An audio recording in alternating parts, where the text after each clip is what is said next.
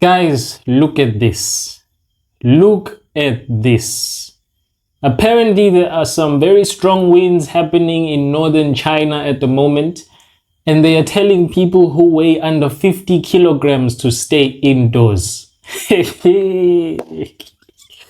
Guys, I don't even live in China and I am offended. I am offended. Because skinny people, we were just chilling. We were just chilling, minding our own business. All of a sudden, they're telling us to stay indoors. Why? Eh?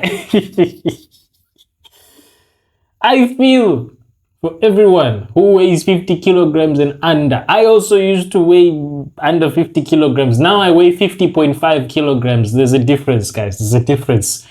But hey. So what are they trying to say? When fat people can go outside and stand in the strong winds and storms, and then skinny people must... Look at this picture, guys. Look at this picture. There is literally someone floating in the sky. Hey guys, listen, as a member of the SPAOT, Skinny People Association of Tanzania, I am wholeheartedly taking this matter to the highest form of law, court or whatever. I'm not happy with this. You Chinese people, now I see why Donald Trump is fighting you people.